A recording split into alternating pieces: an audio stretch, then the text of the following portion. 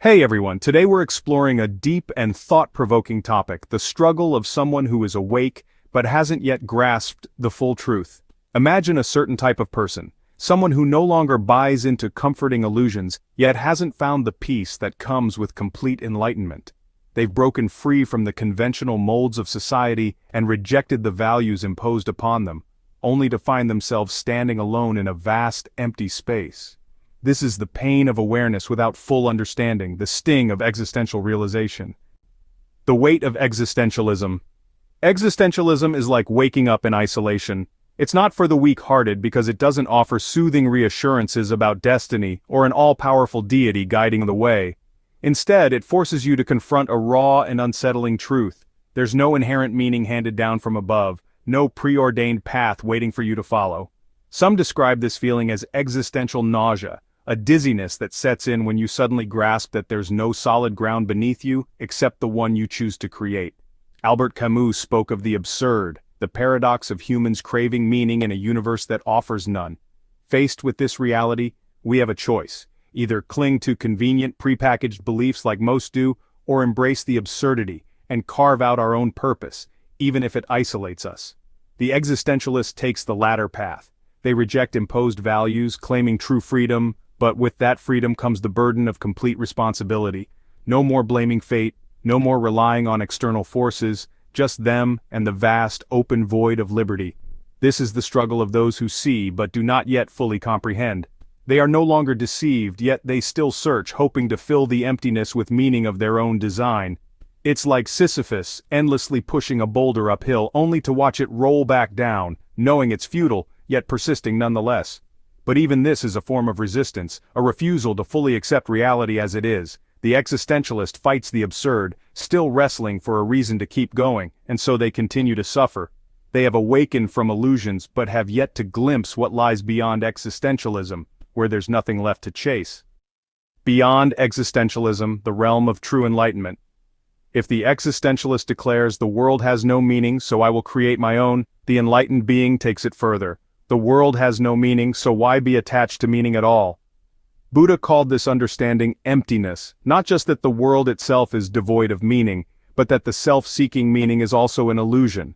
When there is no ego, no one is searching, and nothing remains to be found. The existentialist still suffers, still resists the void. The enlightened individual, however, has let go. They no longer concern themselves with whether life is meaningful or meaningless. They simply exist, moving effortlessly, flowing like water, drifting like a cloud. Pain is part of the journey. Not everyone can leap from ignorance to awakening in a single step. Existentialism, as painful as it is, serves a purpose. It strips away falsehoods and borrowed beliefs, dropping us into emptiness so we can truly see ourselves.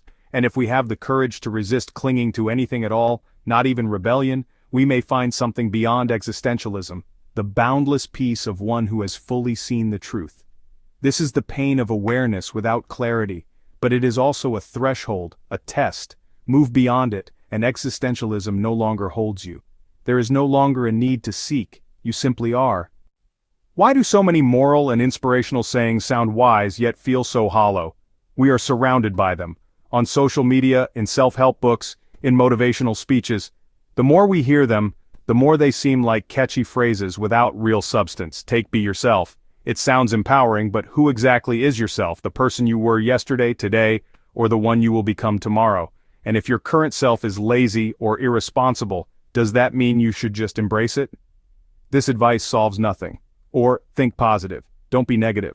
As if our minds were light switches that could be flipped at will. Someone struggling with depression cannot simply hear those words and instantly switch to happiness. In fact, forcing positivity can be exhausting and make failure feel even worse. Then there's follow your passion. But what if your passion doesn't pay the bills? Not everyone has the luxury of chasing dreams without concern for financial survival. This advice ignores the constraints of real life. Work hard and you'll succeed. Hard work is important, but if effort alone guaranteed success, no one would struggle. Circumstances, opportunities, and luck all play a role. This kind of advice can make failure feel like a personal flaw, as if not trying hard enough is the only reason someone doesn't succeed. Step out of your comfort zone. True, growth comes from challenge, but nobody warns you about the risks of stepping out unprepared. Reckless leaps can lead to disaster, Yet this phrase is thrown around carelessly, as if stability should be abandoned on a whim. Be grateful for what you have.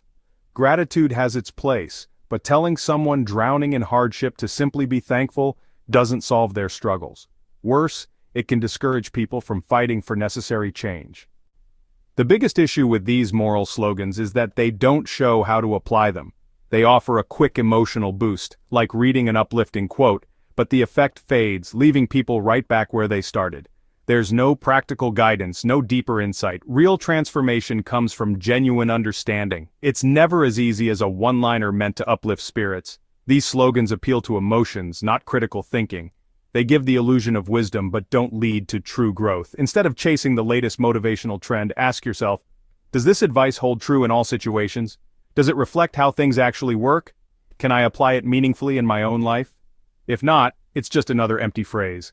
Be wary of shallow truths.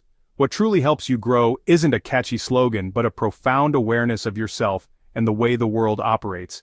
No simple phrase can replace the real work of insight and self